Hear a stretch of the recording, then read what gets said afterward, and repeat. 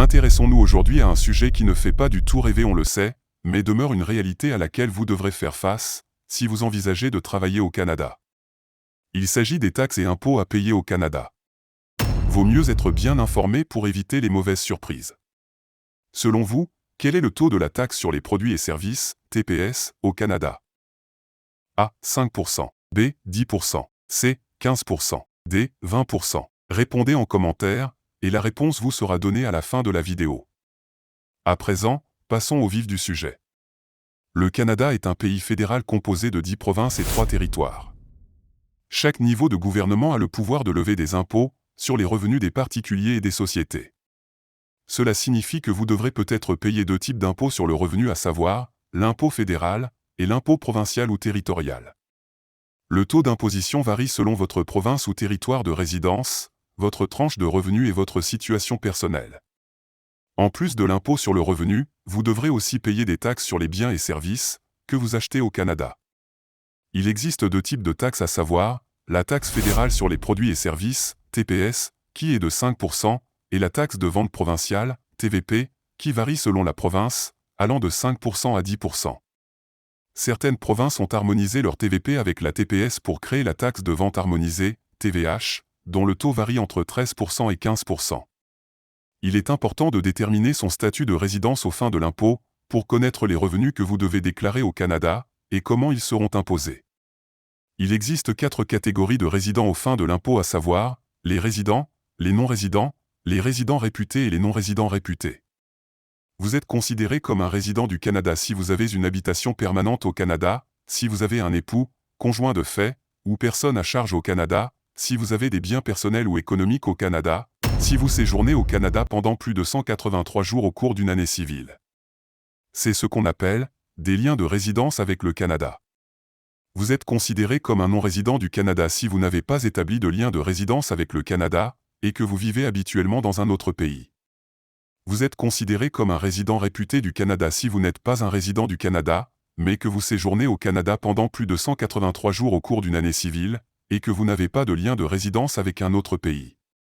Enfin, vous êtes considéré comme un non-résident réputé du Canada si vous êtes un résident du Canada, ou un résident réputé du Canada, mais que vous êtes considéré comme un résident d'un autre pays, selon une convention fiscale entre le Canada et ce pays. En tant que nouvel immigrant au Canada dans le but de travailler, pour déterminer votre statut de résidence aux fins de l'impôt, vous pouvez remplir le formulaire NR74, détermination du statut de résidence, et l'envoyer à l'adresse ou au numéro de télécopieur indiqué sur le formulaire. L'Agence du revenu du Canada, ARC, vous donnera ensuite son opinion sur votre statut de résidence. Une fois que vous avez déterminé votre statut de résidence aux fins de l'impôt, vous devez remplir votre déclaration de revenus.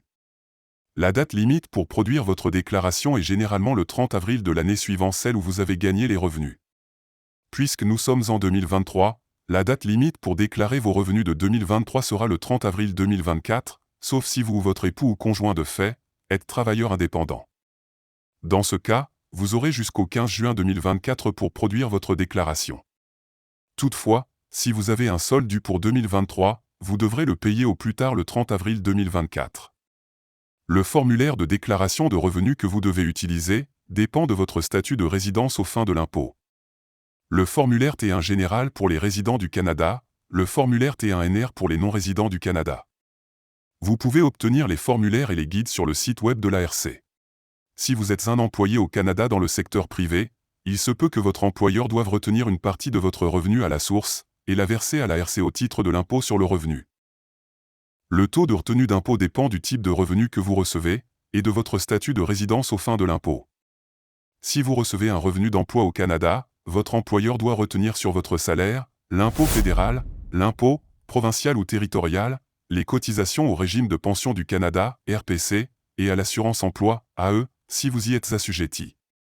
Le taux de retenue d'impôt varie selon votre province ou territoire de résidence, votre tranche de revenus et vos crédits personnels. Vous devez joindre à votre déclaration de revenus le feuillet T4, état de la rémunération payée, que votre employeur vous a remis. Ce feuillet indique les montants que vous avez gagnés et les retenues qui ont été effectuées sur votre paie au cours de l'année. Voilà, vous savez maintenant ce qu'il faut savoir sur les taxes et impôts à payer au Canada en tant qu'employé. On espère que cette vidéo vous a été utile. N'hésitez pas à liker, à partager et à vous abonner à la chaîne. Avant de se quitter, voici la réponse à la question du jour. Le taux de la taxe sur les produits et services, TPS, au Canada s'élève à 5%. Merci d'avoir suivi jusqu'au bout. À bientôt pour une nouvelle vidéo.